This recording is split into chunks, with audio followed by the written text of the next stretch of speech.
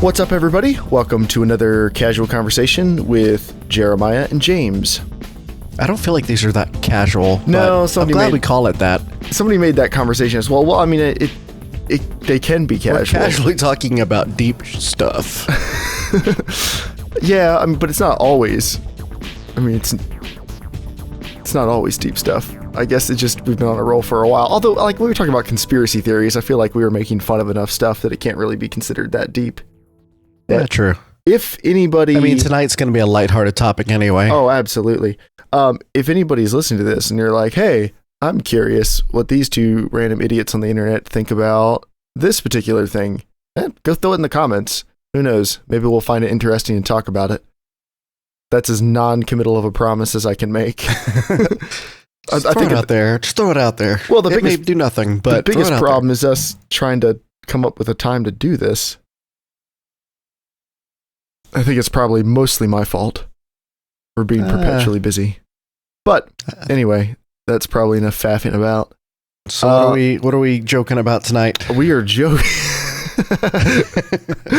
We're touching on the lighthearted topic of depression.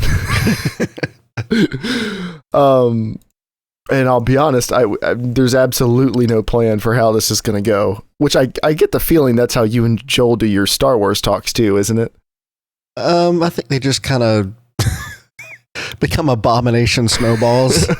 Okay, as soon as one person veers too far off the course, they kind of have a plan, and they just go wherever they're gonna go. That's anytime you guys are together, like whether it's in chat or anything else. So anyway, we don't talk about a lot of personal stuff on the podcast besides Joel's problems with his reproductive organs, in their aim, their function, everything related to that. But we don't really talk about personal stuff that much. But I kind of wanted to talk about depression, not because it's a super fun thing to talk about, but because I have it and I think it gets stigmatized a lot. And who knows who might listen to this at some point and think, hey, I feel this way too, and it's okay. I'm not afraid to admit that I've definitely been also, like, for a good portion of my life. Partially, I would say circumstantial, partially just, I think that's just the way my brain is wired. Mm-hmm. Would you say it was triggered by circumstances, or? I think it was perpetually aggravated, but I do think there is a temperament disposition. What do you mean? People who are naturally more melancholy personality types seem to be more likely, and the artistic type seem to be more likely to be considered depressed at some point, or clinically depressed, or any point of that depression spectrum. It just kind of comes with the territory, I think. And, situations do make it seem worse and unbearable, but there's always that underlying... I don't know, just not, you're not feeling like the right peg going in the right hole type thing. Yeah. Yeah. And that's, sorry, I think I interrupted you. That's okay. I do think that a lot of gamers probably deal with the same thing. I think that's one of the appeals of gaming is that, granted, this isn't always the case, but I think that one of the appeals of gaming is that you get to escape, you get to go to a different world, you get to be a hero or whatever have you, but it's a time to not feel necessarily. It's a time to just be. Well, it's a time to not have to deal with your own stuff for a little while, and you can deal with something else. You can solve problems that a made up person has. Right. Because so I guess I should say at the top here, I think I have not been diagnosed with any sort of depression, and we'll get into why that is. Hint, it has to do with my stubbornness. But I would say I probably have a fairly mild depression because, I've never not been able to get out of bed or unable to do life, or not that I'm aware. Yeah. I think it was really bad in college, and then I thought I'd kicked it. And then it came back like in the last year or so, started peaking back up some.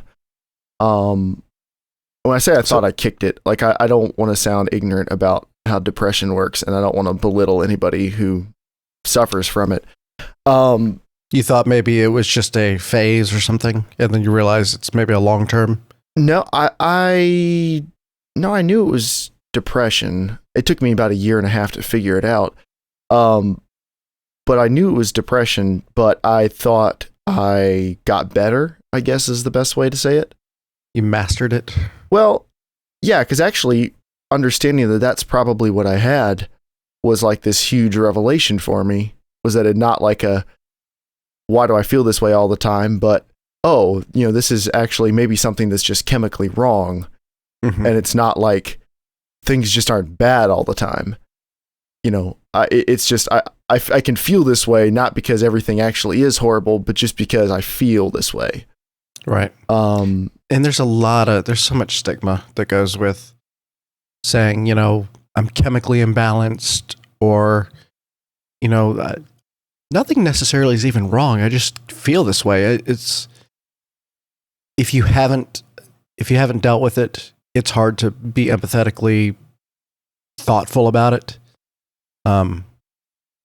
Because our brain is just it's a chemical vat, and sometimes things get off.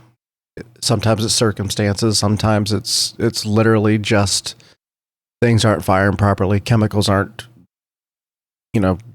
correct, and you often feel trapped. And the stigma is that, oh, you just need to do this, or you just need to do this.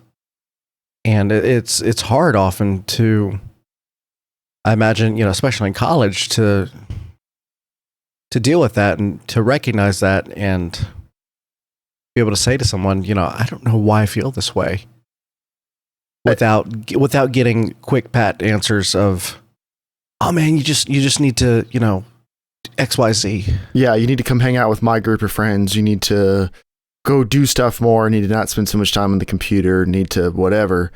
And, I think at first in college, because I was definitely not depressed before college, I was always doing stuff. I played in a couple bands, I worked, I did school. Like I prided myself on being an extremely hard worker. And college, I think, was the first time I really had any downtime since I became a teenager, any like significant downtime, because despite what a lot of people might say when they're going into college or they first get to college isn't that hard. Wait till you're an adult. Like when I say refer to college, I mean when you go fairly soon out of high school, you live on campus or near campus, that type of college experience, not the typical college experience, not the I'm working to feed my family while going to college in the evenings. That's an entirely different thing. But the normal American college experience without extreme circumstances happening, like a family member dying or something. Right. It's pretty survivable. Yeah. Like it's on a day-to-day basis. College is not that hard. Somebody is providing food that someone else is fixing food you can go eat, and someone else is taking care of the roof over your head, and you're probably not paying for your own health insurance, and just like 1,000 other things that you don't take for granted anymore once you're an adult. And not to say people in college aren't adults, but you know what I mean. Once you're completely out on your own, it's a little bit of a different thing.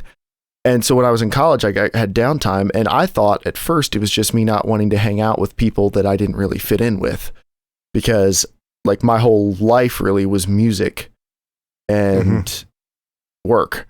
That's what I did, was music and work. And I tried getting into a band when I got to college. I tried a couple of things, like music just didn't work out, continuing to play music. And then I didn't have a job in the same way I had a job before college. Like I had a real job, and wasn't really possible to do in the same way.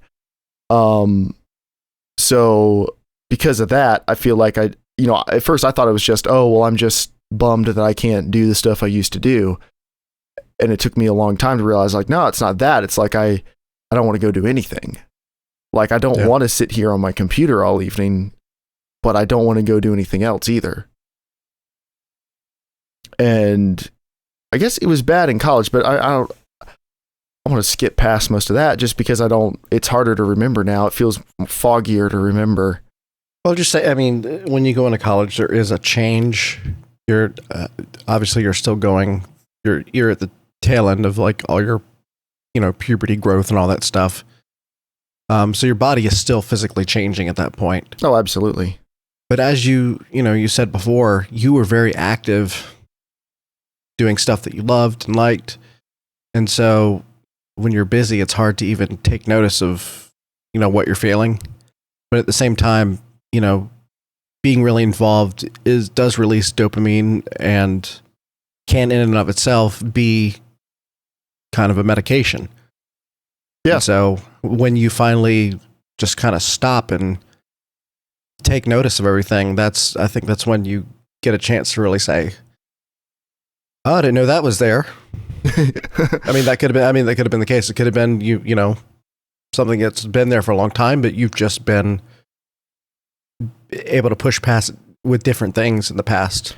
Yeah, I think I was so used to being busy that like you don't have time to sit down and feel sorry for yourself or something. Like I was literally going sun up to sundown before the sun came up till well after the sun came down most of the time, just because I had so much stuff I was involved in, and I wanted to be involved in stuff. It's not like my parents forced me to do any of this. I wanted a job. I wanted to be doing schoolwork to get ready for college. I wanted to be playing music. So like it was all stuff I chose, and you're right. Maybe it was there for a while and I just didn't know.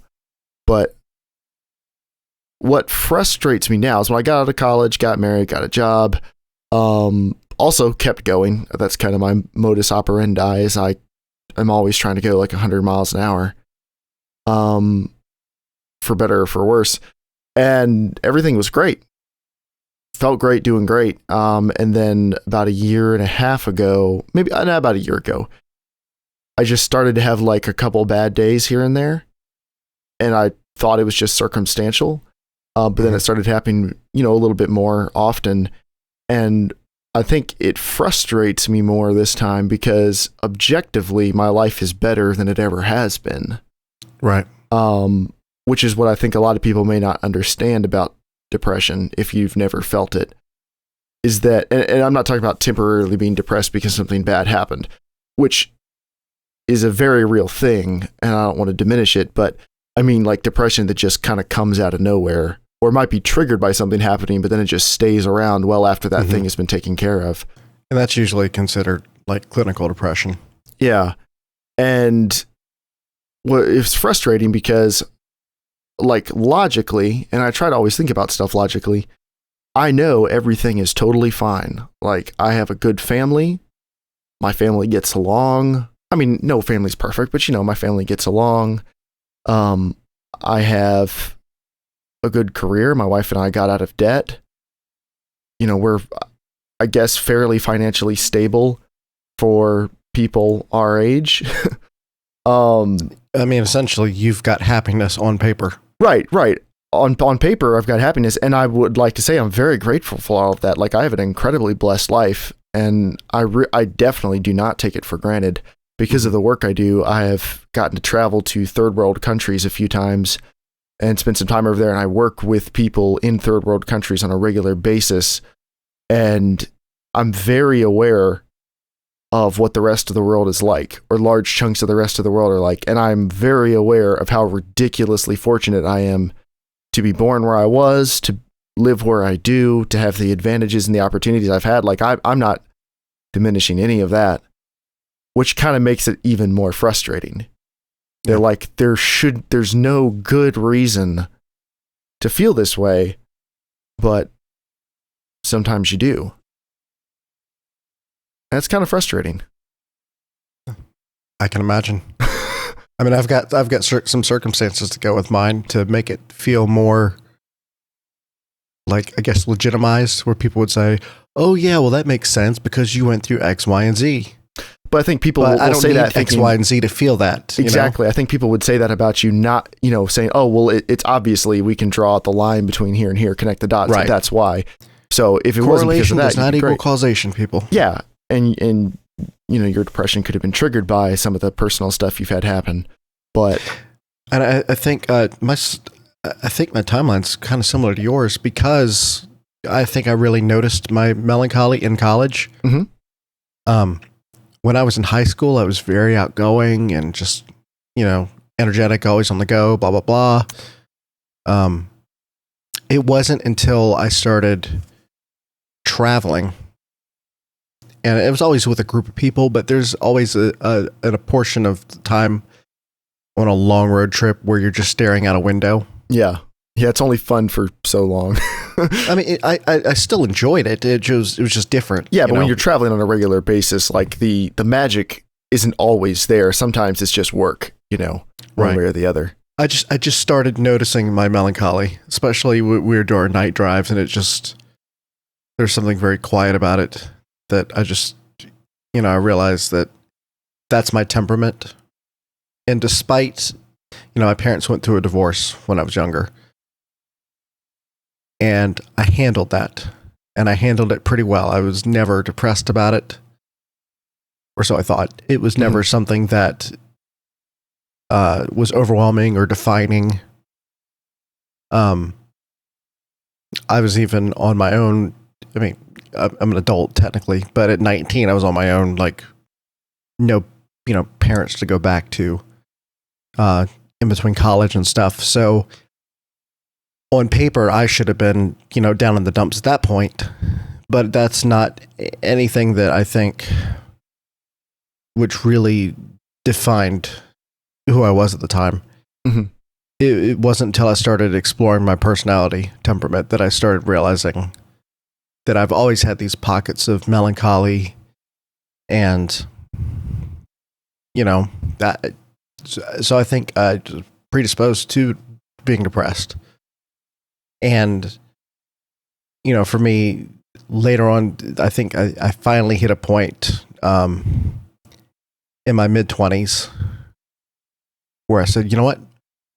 I'm finally going to be upset about life and finally be pissed off at life because it just keeps piling on and on and on.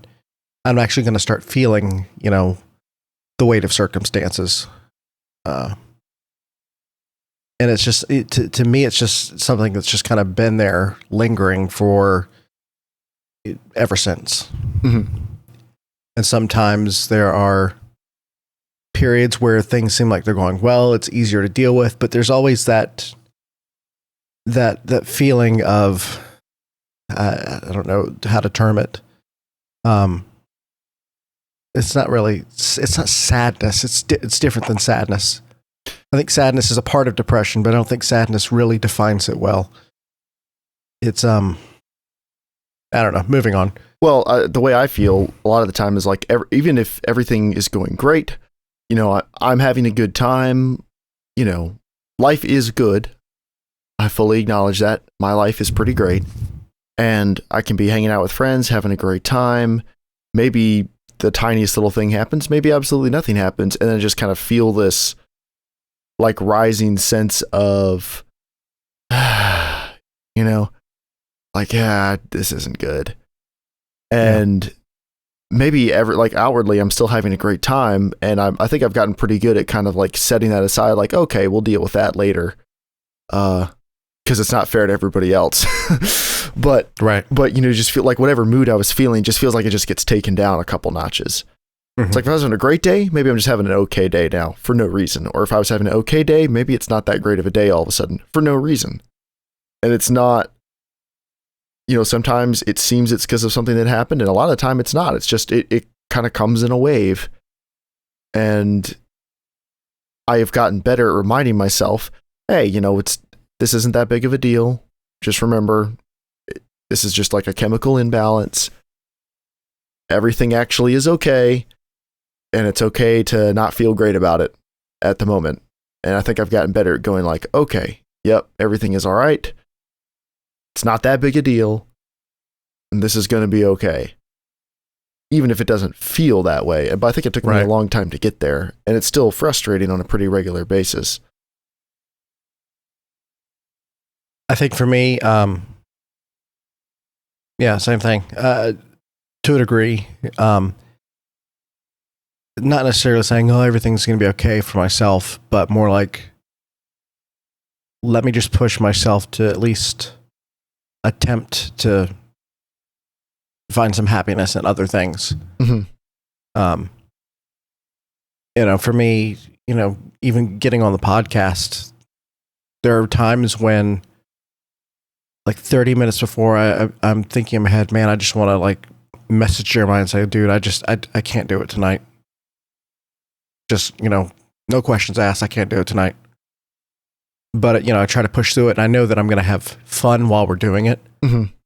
And it usually leaves me, a little bit happier after. But there are times where it is a bit of it's a deterrent from getting out there and doing anything. Mine has been to the point where it's been where I just don't want to get out of bed. Luckily, we do have medicine for, dealing with stuff like that. But there's only so much the medicine can do when it's, situation on top of chemical imbalance. It's a bad combination. And so, maybe I feel great, but sometimes it just can't get past that little edge of, it just doesn't take enough of the edge off to really keep pushing. Yeah. So. Yeah, and I think that's the reason I've never actually gone and got myself diagnosed. So I guess it's possible I could be very off on all this. I don't think I am. I think I'm pretty aware that I have at least mild depression, but I've never gone and gotten diagnosed or anything because part of me stubbornly doesn't want to be that guy, which I guess is kind of a selfish thing. But also part of me is I'm one of those I'll do it myself type people. Right. Which from what I read is very common of depressed people. They don't want to go get help for various reasons. And I'd like to think mine's mild enough that it's not that big of a deal that I don't want to take any medication and I don't want to do anything about it other than lifestyle adjustments. Because, I'm ridiculously stubborn about a lot of things. And that happens to be one of them. When I tore my rotator cuff, I didn't go to a doctor for a month. And it wasn't like my shoulder's in pain. Like I literally for a week could not lift my arm past horizontal. And like most people I think would probably go to the doctor because that's like the normal thing to do. Right. But, I'm just a little bit of a buckle down and grit your teeth. What is that famous old saying? Don't pray for lighter weights, pray for stronger backs. And that's kind of always been me. I'm like, oh yeah, well, F you, life. Which is sometimes I think has worked very much in my favor, and other times, maybe not. So hopefully, the bad thing though is when you get to a level of, not saying it's irrational, but when you get to a level of irrationality, when you're unable to really gauge how depressed you are, it then becomes hard to say, I need help, because you've already, moved past the ability to really be introspective enough to say you need help. No, you're right. And so I usually say anybody that's dealing with depression, I don't necessarily say go get medicine, go get, just go take the edge off type thing. But don't keep it in. You've got to, I think you have to tell somebody, because you may not be the best judge of how bad it is. I think I can accurately gauge my mood from, a couple years ago to now, whatever. But I wouldn't say 100%. Whereas someone who's, been your friend for years could say, you know what? Yeah, I've noticed you've kind of been becoming more recluse, or you look like you maybe aren't having as much fun. Is everything okay? You're sleeping more. Any number of signs. Even if you don't want to go the medicine route, don't go the bear it alone route. I don't think that's ever a healthy way to do it. No, I completely agree, and I would encourage anyone, don't take any advice that I would give as this is how it is. Because I'll be the first to tell you when it comes to a lot of things, I don't know what I'm talking about. You can take my advice. I'm just kidding. Well, no, like I'm just trying to talk about how I feel about it because I feel like it might be cathartic for people. It's cathartic for me. Mm-hmm. Yeah, I would totally agree with you. You need to deal with it somehow. I mean, in a to me, constructive that's a first way. step. It's a first step, at least saying it to someone else. Because I think the scariest thing about depression, especially if it's severe depression, is that feeling of being trapped inside your own head. That feeling of being a prisoner to just overwhelming sadness or lethargy or just not getting life anymore, you know? Or not getting it right now, you know? Well, that's just not something you can successfully keep in your head and just necessarily overcome. Some people might be able to, but it's not necessarily the smart thing to do, honestly. Yeah, I agree with you. I think it was probably just life circumstances that led to me kind of repressing it the first time. Very successfully for a few years. I think I just got some pretty good life successes. My wife and I had some pretty tough goals that we worked towards very hard. We reached them. And I think that, I don't know, that's good for me. Reaching goals is good for me. And I think one of the things I have a hardest time with is not having the next mountain to climb or the next, monster to go kill. Right. Is pretty difficult for me. And maybe that goes back to what you said before. Maybe I like that because it keeps me from having to be around myself for too long at a time. Yeah, I mean, you're not parking on something that's always been there necessarily. Well, because one of my frustrations is like I'd like to think, and maybe this is delusional to a small extent. I mean, I think everybody is self-deluded a little bit, but I'd like to think I have a pretty good grasp on how my personality appears to others and how easy or difficult I might be to be around at times. Because I know that I'm not the easiest person to be around all the time because I'm fairly blunt and I push pretty hard a lot of the time. And I've got a fairly loud personality. Even if I don't feel like it, even if I want to sit in my room and not do anything, I don't know. You put me around people and I just gravitate towards being loud and involved. Which I don't know if that's a flaw or a character trait or what. I'm not sure. I think you have a desire to be in control, and that's not necessarily a bad thing because, the podcast wouldn't happen if you weren't in control.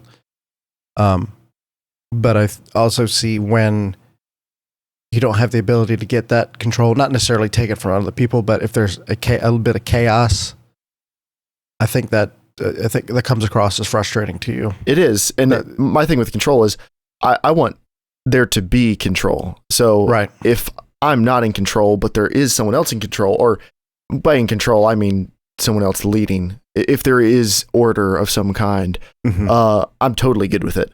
I don't particularly enjoy being in charge of stuff. Right. That being said, I have been in charge of quite a few things over my life because I think my personality is suited towards it. And so I don't necessarily enjoy being in charge of the things I'm in charge of all the time now.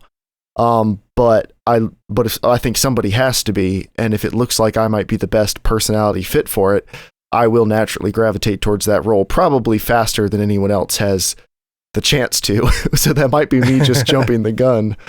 But I like there to be order, and you're right. It's very frustrating for me when there isn't order of some kind. Just because I don't know. And you've joked about being OCD, which I don't think you are, but there is that underlying, if something's not done well, not done right.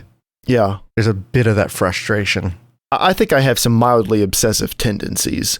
Right. But no, I wouldn't want to. But do you think that's more being a perfectionist? Because I speaking for myself. Oh, you're definitely a perfectionist. When I'm in situations that are poorly done, I could think of a better way to do it, that's frustrating to me. Mm-hmm. And I don't necessarily like to criticize that thing, but there gets to be a point where I'm just like, why? Why? Yeah, I agree. I think we're pretty similar in that respect. I don't think I'm not a perfectionist about everything. Mm-hmm. But the stuff that I'm really passionate about, I feel like I have an almost limitless amount of F's to give. While there are other things I couldn't possibly care less about. Right. So yeah, I mean, I think that might be part of it, but I think that, I do worry sometimes because, like, I don't know if, well, let me back up a little bit. One of the reasons I wanted to talk about this is we get comments every once in a while, or get people who write in or talk to people who kind of get the impression that once you have a certain number of people watching you or listening to you or respecting your opinion on something for whatever reason, that's some indicator of how, like, together your life is. And while in some cases that could be true, I nobody's perfect. Nobody has everything all together, and everybody to some extent is trying to figure stuff out. And my hope, I guess, would be that this would be slightly encouraging to people that, having an audience on the internet will not make you happy. It won't fix any problems that you have unless you have a big enough audience that they can give you money, and your problem is you don't have money. It might be able to help with that. But it won't fix your life. It doesn't automatically make you happy. It doesn't automatically make life easier for you. It doesn't automatically do anything. And when it comes down to it, I don't think anyone on the podcast is really that different from any of the people listening. Right. We just have built up a small, I'm not trying to make it sound like we're more than we are, but we've built up a small, very loyal audience that we're very grateful for. But we're not really, I don't think we're really that different most of the time. It's weird because I see, other people like that do, gaming podcasts and stuff like that. And even more to the extent seeing celebrities, and you think, oh man, they're so happy. They got, this, that, and we all deal with it different things. I mean, having success or having, what seems together to be a well put together group of friends hanging out and having fun all the time, mm-hmm. doesn't mean we don't deal with the same things as, everybody else is dealing with. Yeah. I did want to touch on, for me, the point that I think it was a little while ago, but I got to a point where I realized that I was pretty much miserable, mm-hmm. and I had to seek help about it. I wasn't like suicidal or anything, but I was just, that was my day-to-day temperament of just misery. And a good portion of it was situational, but I found myself unable to even enjoy the fun stuff.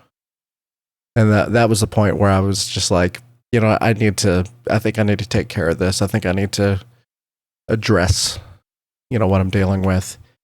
And I think that's probably the best step to the road to trying to find normalcy, mm-hmm. whatever that is healthy introspection. Being able to really look at yourself and saying, you know what? I feel like this. It does no good to lie to myself. It does no good to lie to other people. And so moving past the pride of saying, I need help, I think it's an amazing thing, especially when it gives you that sense of normalcy. I mean, but even so, I still deal with it. Like, we were on the beach trip and we were having a good time. We did a lot of cool, fun things. And I would still go to my room and just feel it, Mm-hmm. No reason. I mean, we're on a freaking beach vacation. We're at a really nice house. The weather was really nice. We had a crap ton of really good food. Jeremiah makes really good carnitas, by the way. I do. I don't like to toot my own horn. We had enough of us to do that. Yeah, exactly. That's why I make it, is so I can bask. That's also why I make videos on YouTube, so I can just bask in the adoration of everyone in the comment section. No, actually, same thing happened to me on that beach trip, and that's on paper. It seems like the perfect place to not be sad. The perfect place to just It was be happy and like forget all your worries. It was the beach, and like a significant chunk of all my favorite people in the world were there, and we have amazing food, and we have zero agenda beyond hanging out. And like, I just finished up one project on a car, and we had that car with us, and its express purpose was to go to the beach, and it was at the beach, and like, everything is awesome. This move we've been planning for a year, we pulled it off. Everything went great. And at the beach, I think it was like midway through one day, I was just sitting there working on not working, but just doing some little project or something. And just out of nowhere, I just felt my mood just like fall off a cliff. I was like, why? What on earth? And it was very frustrating. I think that's the first time a couple people in the group have noticed. No one's ever said anything to me since. But I think a couple people might have noticed, and I brushed it off because I just didn't want to get into it. Right. But I think that's another one of my bad personality traits. Is I don't like admitting weakness. I don't like admitting I need help with stuff, even though to myself I'm very aware of it, and I would tell myself that, without any hesitation. I'm not deluding myself. I'm just not great at talking about it with other people. You're not deluding yourself, but you're in a way robbing yourself. Maybe, yeah. And I think that's why I noticed you were also feeling the same way. I don't know if it's depressed people can seek out other depressed people, but I could put together the same math. It's the Sadamones. I could I think James is going through something similar right now. I think that's why I came up with this idea. I wanted to talk about this because if both of us could, everything situationally at the moment could be going great, but if we can feel bad out of nowhere, then that's significant. That's something that is worth talking about. Yeah. Because there's no telling some other situation someone else might be in, and all of a sudden the bottom falls out of their mood, and they just feel like they're getting squished down into a little box, and it doesn't make any sense. And if you feel that way, like, there are millions of other people who feel like you. So I don't know if that's supposed to make you feel better, but if it makes you feel like it's not just you, then that's good. Because it isn't. I would say, if anything, us being able to talk about this, try to remove that stigma from your mind that no one else wants to talk about it and that people are just going to judge you, or they're going to look at you, oh, look, the sad person, the depressed person. Because I think deep down people do care. And I think when you're honest with yourself, then you can be honest with others. And the more people talk about this kind of stuff, the less of a taboo subject it is. I mean, because everybody wants to be Superman in front of their friends. They all want to be like the life of the party, or, not even necessarily life of the party, but, I'm having a good time along with you guys. And that's not what friendships are about. And, you probably don't want too many friendships like that anyway, if that's what it is about. Yeah, I'd say, don't be silent on it. Don't come to us for medical advice. Oh, definitely not. If you definitely need, medical help, seek a medical professional for that. I mean, there's nothing wrong with that either. I have no shame saying that I went to get medicine for depression. I have no shame. Although I want to because sorry, go ahead. I know where I was before and where I was after, and the ability to cope between then and after is night and day. Mm-hmm. Not to say it's perfect, but I didn't want to be that person. I do want to throw one small disclaimer in there. Absolutely not to invalidate anything you just said, but I would encourage people to be your own biggest advocate and remember that somebody needs to have your best interests in mind. But when it comes to getting help of any kind, don't assume that a medication is going to be a one-size-fits-all solution, because it isn't. And it could be very beneficial to a lot of people, a medication of some kind. But keep in mind that there is a very, very large industry that directly profits off of people continuing to need their product. And I think the prescription drug industry in this country is entirely set up for the system to be abused. And well, I mean, part of that though is, from my experience, is finding a good doctor. Oh, absolutely. I think it's because a good doctor is going to do several things. They're going to help you get through it first and foremost. But a good doctor's goal is not to keep you medicated for life. A good doctor's goal is to first even you out, to help you get to a point where you can start really exploring without, just hating life for a period of time.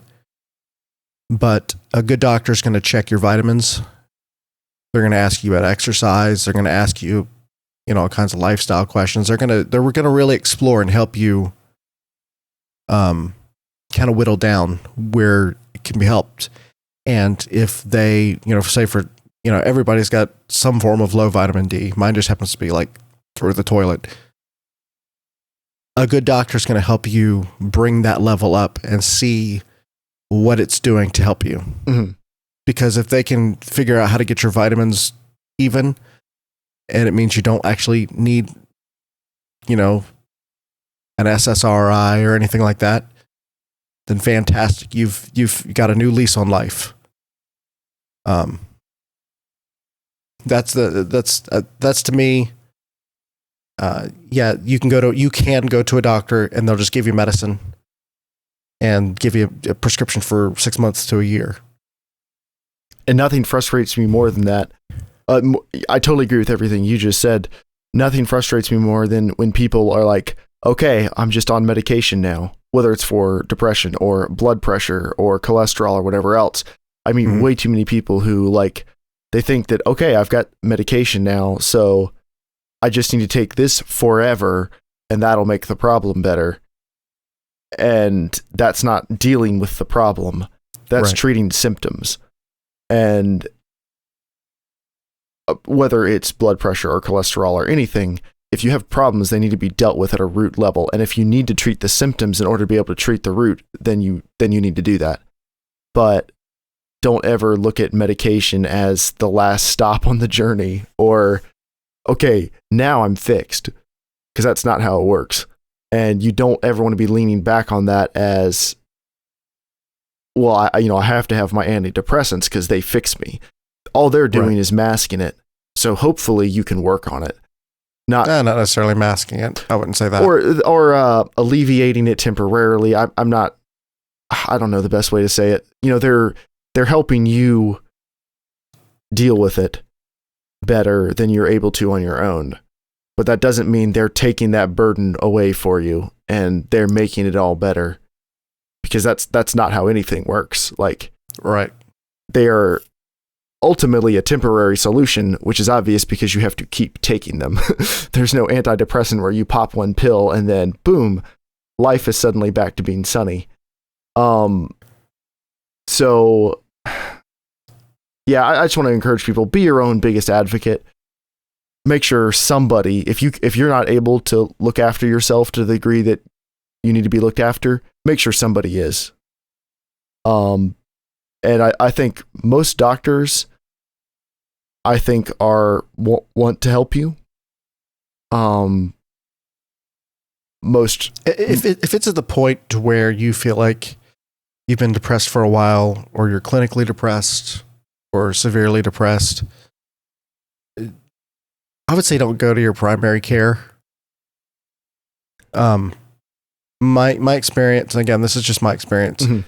My experience with primary care is that because they have such a wide breadth of things that they need to take care of, they're less inclined to keep seeing you back to ask you that. And they're also not as as qualified as a mental health professional. Mm-hmm. And again, that doesn't mean you're going to see a shrink. It doesn't mean you're going to the crazy doctor. It means you're going to someone whose specialization is your mental health.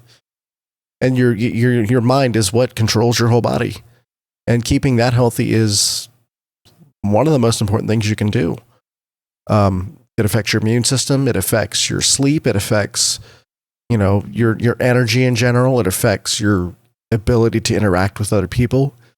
It can affect your digestion. It can give you headaches. I mean, there are so many things that having, good mental health can do that you shouldn't be ashamed to go to a mental health professional and let them actually talk you through it.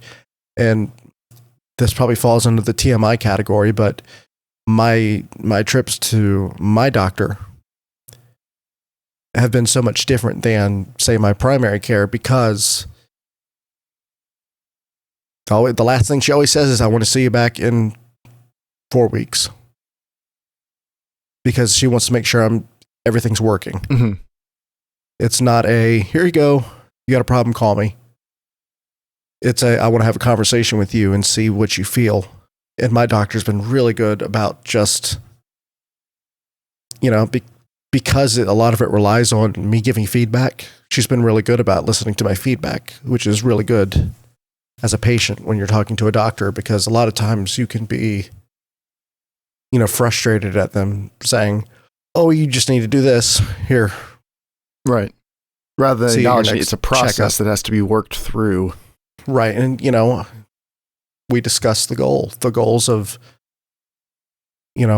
what this person would like to see done to make sure, all the vitamin levels are correct, or, there's so many different things that go into your brain chemistry, not just dopamine and serotonin. I mean, it's your vitamins, it's your testosterone, it's, there's so many different things. Yeah. So it's more than just a process of talking it out and getting a pill. It's a figuring out what you actually need. And some people do. Some people will need pills the rest of their lives. There are people that are bipolar, and that's their lot in life. They want normalcy, and that's the best way for them to go about it. Mm-hmm. But really exploring that's the best way, I think, to finding out what you need to do.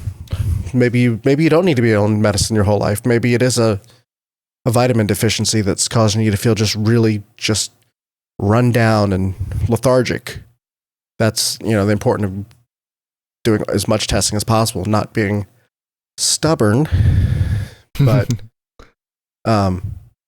just exploring, being very much having a healthy self introspection and physical. So why do you think the stigma is there that people don't want to talk about it publicly, or don't want their friends to know, or don't want that to be something that a lot of people know about them? Is it because you think that that's how they'll see you from then on? I think it's many things. I think that's definitely probably the biggest one. I'm fearful of them viewing you as, oh, look, it's the depressed one. We don't want them around. Mm-hmm. But when you look at social media, and this has been a noticed phenomenon, that people are more likely to be depressed, spending more time on Facebook, because people generally post the happy pictures of their lives. Yeah, they share the highlights. They talk about all the good things they're doing. And from that other side of the screen perspective, damn, they've got it all together. Mm-hmm. My life sucks. And so I think that's a growing problem. Is that false perception, the other side of the screen perception. And it can look like that even in person. People that are more outgoing, flamboyant, seem to be necessarily more happy, but we don't see when their emotions crash after they've gotten away from everybody. And so I think part of the stigma is, like you said, worrying about being labeled. And the other part is not feeling like you measure up to someone else. Yeah. Because you have an idea of what perfect is. Yeah. You're not it. They are. And so, I don't know. How about you? Yeah. Yeah, I would agree with that. I think one of the, I guess I would say for me, one of the things you always wonder about is this going to compromise, like, are people going to respect my judgment in things from now on? Right. Or, because again, I've been in charge of, I'm really not trying to toot my horn here, but I've been in charge of quite a few different things, just because of my personality type. Mm-hmm. And I mean, some of them I think I've done a decent job, and some of them I probably haven't. But I've been over quite a few things, and there's always that tiny little bit in the back of your head that thinks, well, will people listen to you when they need to? Will people respect you when it's really important if they think that your judgment is compromised? And I feel like I know pretty well when my judgment could be. And I'm pretty good at making sure I'm not in positions where I'm going to need to make decisions if that's the case. But I also think, in my case, I think it's mild enough that I don't think that's the case most of the time. Like, right. I think I am very good at being able to push something aside and deal with it later and focus on just the task at hand. And when I've got something in front of me that needs doing, I focus on just that, and not much else will affect me. But who knows? Maybe I'm affected more than I think, but at least that's the way it feels. But there's always that part of you that wonders, well, is that how other people are going to see it? Or are they constantly going to be wondering, is he going to be able to do this? Is he going to be able to pull this off? I don't know. And a lot of times it doesn't necessarily affect your cognitive skill set. But you think you just don't feel necessarily happy about it afterwards. Exactly. And you think people will think that, even if you know it doesn't affect you. I think there's a stigma around any sort of mental issues, like, well, of course you don't think that. You have something wrong with your brain. when that's a very overly simple way of looking at it. It'd be like, let's say somebody loses their leg in a car accident or something. It doesn't mean their other leg doesn't work anymore. Like, it means that one doesn't work as well anymore. And they might, if they lost their leg, it doesn't work as well because it's not there. Yeah. But like, it doesn't mean like they've lost their ability to play the piano with their hands or something. Like, right. It just means this one particular thing doesn't work like it should. And maybe, depending on the severity, maybe it really affects you. Maybe it doesn't. Maybe they lost a toe.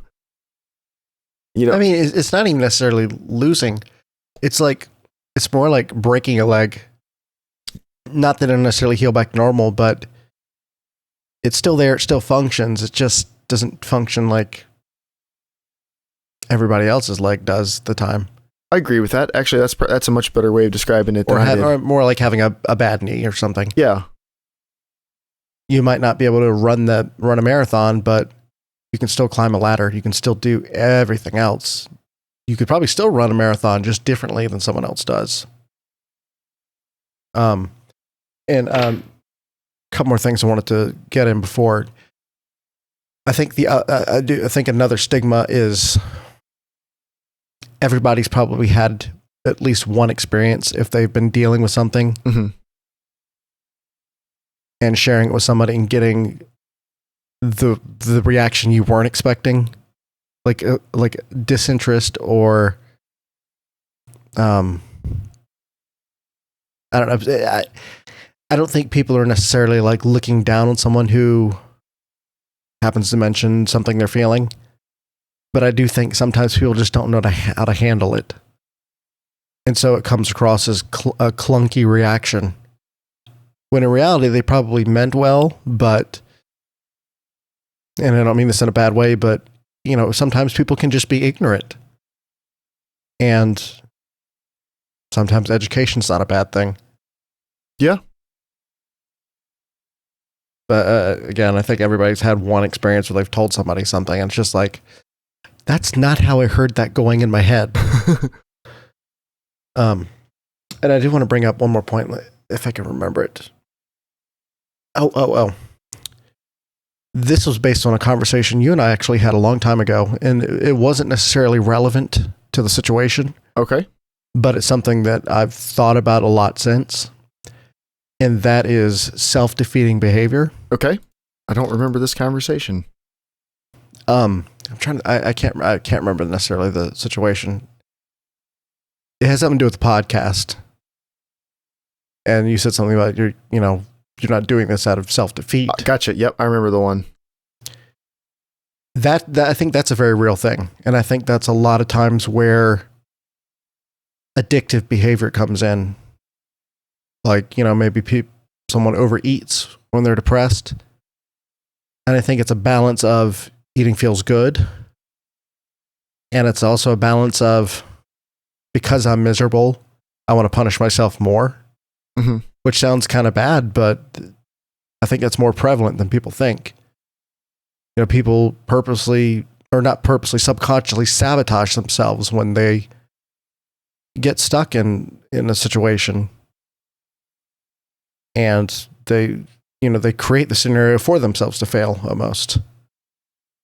Yeah, I agree with that. And it could be because maybe they don't think they deserve to do something better or have something be better. Right. Maybe they aren't aware of it. I think a lot of the time it's just subconsciously.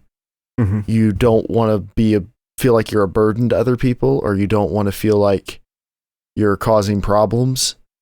When most of the time, the truth is, I would think most of any good friends would want you to talk to them and would want to know, and don't think you're nearly as much of a burden as you think you are.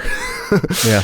Because that's a problem I run into too. Again, going back to the loud, abrasive personality, that's, I think, one of my biggest things that bothers me.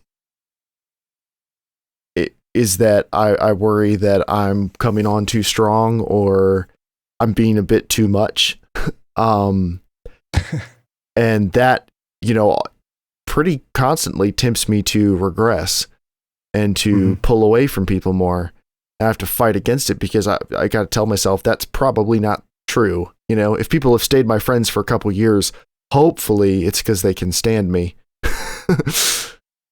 I'd like to think so. Thank you for your polite chuckles. What do you really think? Tell me. No, but I will be honest. When I started the podcast, I thought, man, Jeremiah and I are going to butt heads so many times. We butt heads because we have such similar temperaments. Mm-hmm. But I think at the same time, it allows us to have more serious conversations like this, because we're a little more similar and may think a little bit more deeply about something, or a little bit more analytically. And so that's something, I've definitely grown to appreciate. That first impressions, I'm like, oh, that guy's just a dick. Not that I thought that, but that could have been, if I'd ended that with just that first impression, that would have sucked in the end, because now I consider you a really good friend, and I enjoy doing these conversations because it's a fun time for us to share our minds. Yeah, and I think there are plenty of people who think I'm a dick. And I'm very okay with that. I know I'm probably not for everybody, and even for the people I'm for, I'm probably an acquired taste to some degree. Like a weird stranger. I'd like to think I'm more likable than her, but... No, I think how much she rats on you. Oh, yeah, exactly. But part of that is, I know I can take it. And I'm really only concerned with the people I care about. As long as I'm good with them, then I'm much less concerned about my outward impression. Part of that's because I believe personality-wise, like I think I am probably my personality is well suited to being a leader. I don't think I'm an amazing leader or anything, but it's a skill I would like to develop, because I think it is. I don't think most people are just naturally amazing at it. I think if you want to lead people, I think if you feel compelled to do it, then it's something you have to work on, and something you definitely have to get better at. But part of being able to lead people is being able to shut out the naysayers or the whiners, or to ignore the people who don't like you for some reason that you can't do anything about, or that would be counterproductive to do something about, and to push on ahead if you believe that you're doing the right thing. And so I'm constantly trying to strike a balance of, I want to be nice to everybody. Like, I want to treat everybody with respect, blah, blah, blah, but try not to just roll over for people. Yeah. And I don't think I had that impression of you. I don't remember my first impression of you. I guess that sounds bad. I don't mean that in a bad way. But like, I don't remember having a super strong first impression one way or the other. I think because your personality is a bit more reserved.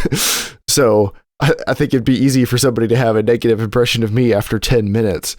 But I think it took longer to get to know you. You know me, I'm more calculating. Exactly. Well, like I always like to say, you're the puppet master, constantly thinking which strings need to be pulled, and positioning yourself so you can, in a good way, only in a good way. Oh, definitely. Oh, if I wanted to be an evil villain, I could be, but I'd never tried to. Like, I have integrity. In a good way, as long as a good way involves, me buying things you keep trying to convince me to buy. You're going to start racing, and you're going to thank me for it. Just watch. I am going to. Actually, I wasn't sure how I'd get to that, but I did want to talk about it. I'm very happy that driving makes me happy. If there are a couple things that pretty much guaranteedly work for me, lift my spirits, make life a little bit better, whatever else. Being around friends is definitely one of those things. Even like we talked about on the beach vacation, even if I didn't feel great the entire time, being around friends is really good for me. Yeah. Being around family is something that has become much better in a way I wasn't expecting. I think because I don't live near them anymore, it makes it mean more. And because like one brother I see a couple times a year, if that. He's in the military, and we've never had the best relationship, and that's always bothered me, but I value it a lot more than I used to. And it does more for me being able to spend time with him. But another one of those things is cars and driving. And I know that probably to anybody who's not into cars or driving, that probably doesn't make any sense, or it sounds like I only care about having a nice car or something like that, which I really don't. But I don't know. It's one of the most freeing things I do on a regular basis when I'm able to drive. It's a 2,000 pound, well, maybe in your case, like 1,000 pound thing you can control. Just kidding. I mean, I'm pretty big. I'm close to that. No, I mean, your car's not. Yeah, no, I know. Car in the world. No, I know. Well, that might be a little bit of it. I've never really thought about it that way. Now, there's a sense of freedom. There is a sense of control when driving. There is. In that, when you push a corner, I'm feeling the weight of this push, but I'm in control of it. Yeah. And it feels like you're a little bit on the edge of control. Like you're pushing a little bit past where you're comfortable, but knowing that you do have the skills to push through it. As long as you keep your head about you, that's big. That's another reason I like weightlifting. Being able to push through, like when you're not sure you're going to be able to get a weight up. This is a time to throw in a quick little plug. Always have a spotter. Be careful. Don't be an idiot. But like tonight, this is the first time I've ever failed a squat rep. Not meaning like stopped a set a little early, which I've done plenty of times when I can tell I'm just not going to be able to get the weight up. Is this because you're trying to get past John? Oh, my squat's way ahead of John. Okay. He's ahead of me in bench and deadlift, but he didn't have a real squat rack until like a couple months ago. So just because of that, I'm ahead of him in squat. but I've been hitting personal records every week for like a month now on squat, a few pounds at a time, nothing crazy. But tonight was the first one where I hit a new record, but I wasn't 100% happy with my form. So I went back to hit it again, and I was worried that my legs might just not have it in them anymore. Which it turns out that was a good thing to be worried about. But John was spotting me. It wasn't a big deal. But it's the first time I went down. I had 270 pounds on. So I squatted down, and then as soon as I got into the bottom, I knew. I was like, nope. And I tried to push up anyway, and I just couldn't do it. Like my back and my legs and everything just wouldn't move. And I had to kind of pitch forward and put it into the catch bars. But back to cars. Well, let's throw in the quick analogy here. In life, you should always have a spotter. You should. So sometimes you should get down and you don't feel like you can get back up. You've got someone there for you. As cheesy as it is, that's 100% right. It is, though. That's 100% right. That's one of the reasons why you need to develop friendships. And once you become an adult, friendships don't happen as easily as they did when you were a kid. Maybe they didn't happen easily at all when you were younger. It's a good opportunity to rectify that now. There are other people who get you and want to be around you. It might just be a matter of finding them. But I think everybody has those people out there. But back to cars. Are you ready for another cheesy analogy? I'm ready. So I love the Fast and the Furious. As do I. And I don't love the Fast and the Furious like, look at those cheesy, dumb movies. I legitimately love that series. And I'd like to think I've got fairly discerning taste when it comes to movies. Like I don't love many movies, and I don't like a lot of the movies I watch. I am a little bit picky, but I love that series. Like unabashedly, I love the characters. I love everything about it in spite of its flaws. But one thing that stuck out to me at a young age, and I never understood it. I like it. It resonated deep within me, but I didn't understand it until a few years ago, was in the first movie, that super cheesy line where Dom is saying, I live my life a quarter mile at a time. That whole speech everybody knows. Because, what exactly does he say? He says, I live my life a quarter mile at a time because for those like 10 seconds, I'm not thinking about the mortgage or the crew and their bullshit or anything else. It's just like me and the car and the road, and I'm free. And I don't know if that 100% describes the way I feel about driving, but it comes the closest out of anything I've seen. Yeah. Is there aren't many opportunities to really push yourself past normal societal limits.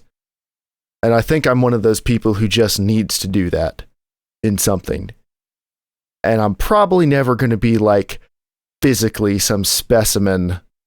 I'm probably never going to be in some small percentage physically. Right. And I don't think I'm ever going to be that talented at, singing or playing an instrument or anything else. Like, I don't think there are many opportunities naturally where I might be inclined to push past where most people are. But I think driving might be one of those things. And cars might be one of those things. Like, I just get it. And I feel like it gets me. And it never fails to make my day better. And it never fails to make me feel just that little bit freer and more purposeful. I don't really know how to cap that off. Yeah, I'm shaking my head. Can't you hear it? I do know when I got the day when I went and drove the Tail of the Dragon in Tennessee with my friends, and I drove the Tail of the Dragon and the Cherahalla Skyway and Moonshiner's Run and a bunch of other roads around there. At one point when we were stopping the car, like we stopped, once an hour or so, we stopped our cars to get out and stretch our legs or go look at a pretty view or whatever. And one point I was just laughing, pulling over, thinking like, why did it take me so long to just do this? And I just need this, like deep within. You didn't have a Spider. Maybe that's it. I had my BMW. I loved my BMW. That was my first car. Yeah, but that was quite a long time ago. It was. But that car and I had. Aren't you glad you did this with maturity though? Yes, I am. Because it led to me not pushing past where my actual limits are. I stayed well within them. And I took a car that I knew top to bottom and had worked on top to bottom instead of my BMW. With brand new tires. With brand new tires. Instead of my BMW, which was like 14 years old when I got it and had a lot of miles, and, you know, engine and transmission were solid till the day it died. But it was a 15 to 20-year-old German car. It had a lot of other problems. So I'm glad I waited till I was more mature. But, you know, you pestering me to get into autocrossing this past weekend, I think I'm definitely going to.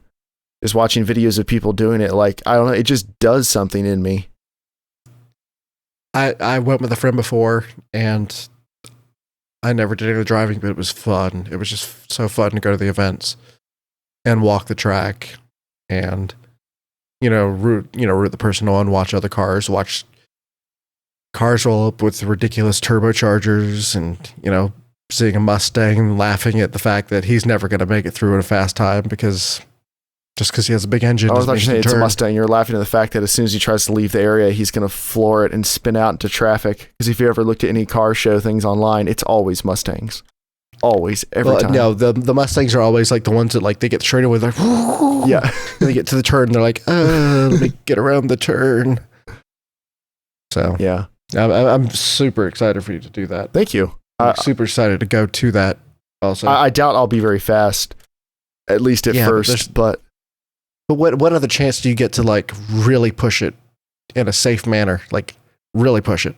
Yeah, not really. And that might be the only way I can ever really find out the limits of my car, because my car is so much better than I am.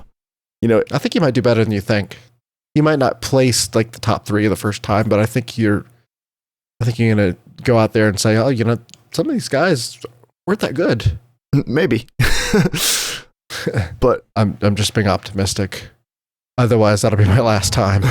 I feel like the first time I'll probably just do, medium. I won't push that hard. I'll just try to figure it all out, learn how to do it. It's cheap enough to get into that unless I break the car, I don't need to push that hard at first. I can just get used to it. But anyway, winding it back down around to depression. I did have some closing thoughts. Yeah. Well, I want to ask you before you get in your closing thoughts, what is good for you? What helps you? Angry Eminem songs. Hopefully there is something. I didn't want to. Angry Eminem songs help every once in a while. They do. Oh, they help everybody every once in a while. It's just sometimes you just feel like being pissed off along with them. Do you like White America as much as I do? Dude, never mind. We'll talk about that later. We'll have a different topic on Eminem. I can't empathize with almost anything in his songs because my life has been a lot better than that. But man, it sure resonates. Anyway. Now, for me, I like getting my brain into something. Like I love researching stuff, and I'm happy to listen to audiobooks and read books and watch documentaries and stuff. Anything science, religion, that's fun to me, and that's a fantastic escape for me. I also like just singing in the car. I've sung for years, and so I still do enjoy cranking up the music and belting. And also it helps to have kids.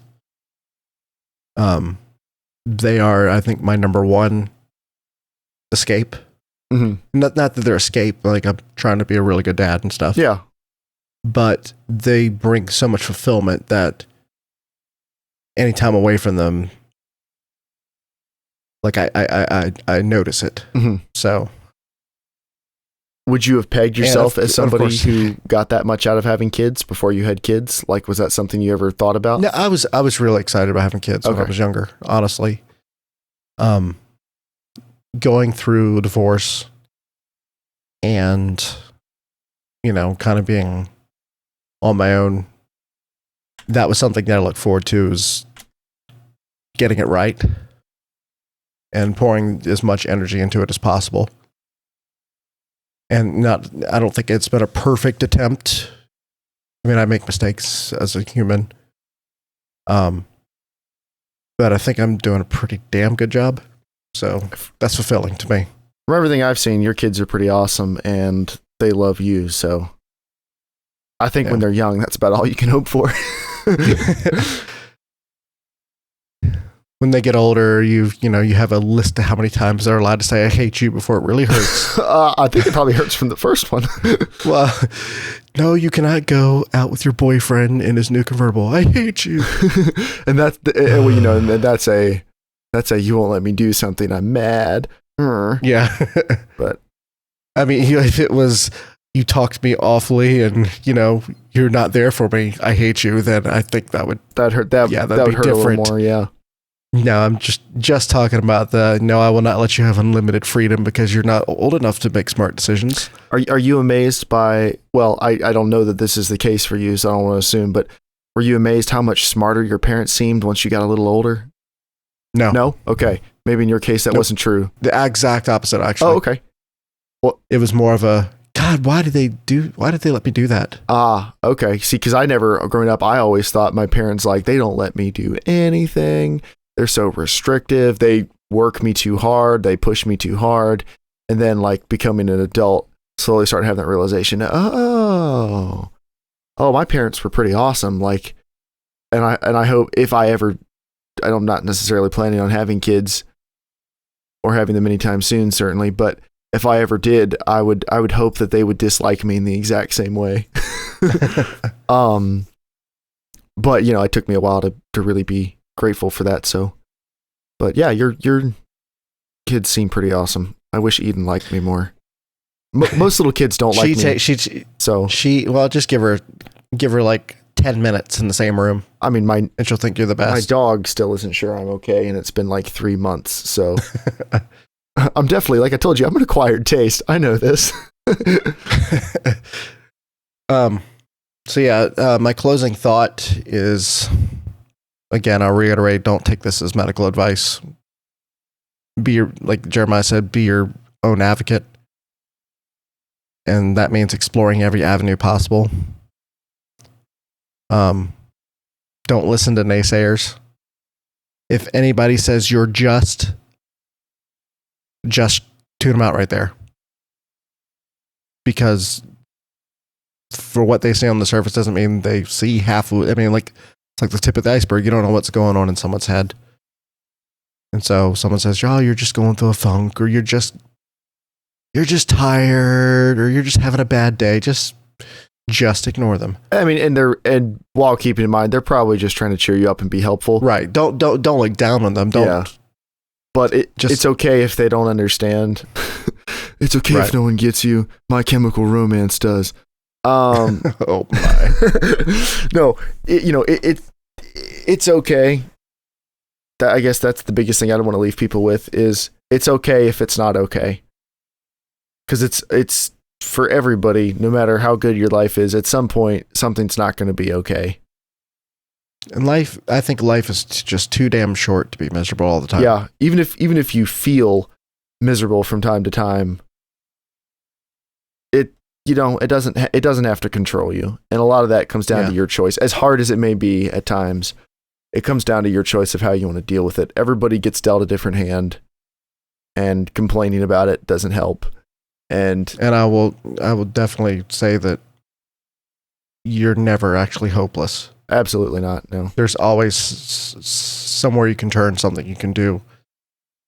You just have to be introspective enough to say, "Look, I need help. Look, I need this," and just do it. Because this is your life. This is your experience, and you don't want to look back and say, "Man, I threw away 3 or 4 years of my life because I was embarrassed, or I was scared, or everybody else deals with it too, so it's not a big deal." So yeah, and while none of us are experts at anything, we have a community Teamspeak server. We talk about it in every podcast. A fair number of us are reachable on Twitter or wherever else. Not saying that we're necessarily always going to be available to talk to you about stuff, but we do have a little community here. And if you need a place to hang out with your friends or you need whatever, use our TeamSpeak server. If not, hopefully listening to the podcast is helpful. I know for me, there are certain podcasts I've been listening to for years now where it does feel like catching up with friends every week when you pop an episode on. And I if we could ever be that to anybody, that would be as much as I could ever hope to achieve. You know, that'd be my personal top of the mountain. What? It's not a service. It's not a service to people. It's a perk for us to be able to do that. Absolutely. I get a lot out of trying to pour into other people. That's actually usually after the podcast, I'm just drained. Like, I don't want to talk. I don't want to do anything. Even if I'm hanging out with people, I just want to be quiet because, like, I feel like I just dump all over the podcast. There's got to be a better way to say that. I feel like I just dump all over the podcast every night, and then, like, I'm just spent at the end. I feel like Joel is reading this for me. Sounds like a Joel story. It is. But, so this is, we enjoy this. This is good for us, and I hope it's good for you guys too. I hope it helps somebody out there, even if it does nothing else but let you know that other people are like you, even other people who have been successful at things, one thing or another, can still be like you, and it's okay. Even if you're not okay, that's okay. And you don't need to make excuses, and you don't need to just suffer in silence. Because there are other people like you. There are other people who care about you. And regardless of how bad life might seem, it is within your power to do something about it. And I think you should. Amen, Brother Jeremiah. So I would say write in if you've had a similar story to ours. I would say we're not necessarily going to be the best for advice on anything, but I would love to hear people's stories too. Yeah, me too. Like James said, I probably don't have anything to contribute to anything anyone has to say. I don't know if I have anything intelligent to add, but I'd still like to hear it.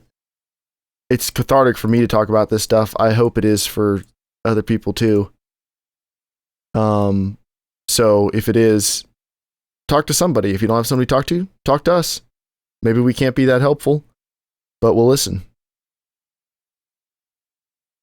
Well, I'm glad we had a lighthearted conversation tonight. Yeah, let's pick a lighthearted one for the next one. Does that work for you? Are we talking like our favorite ice cream flavor or something? Well, I'm lactose intolerant, so it'll all be... There's medication for that too, Jeremiah. Nah, I'd rather just suffer through it. Everybody suffers. No, it used to be bad. It's not bad anymore. It's mildly inconvenient. But no. Thank you, everybody. Thank you for listening. Write in or leave a comment if you have a suggestion for a topic you'd like us to cover, and maybe we will if we like it. James, you have anything else you want to add or plug or anything else? Nope. All right. Well, thank you, everybody, for listening. And until next time, stay casual.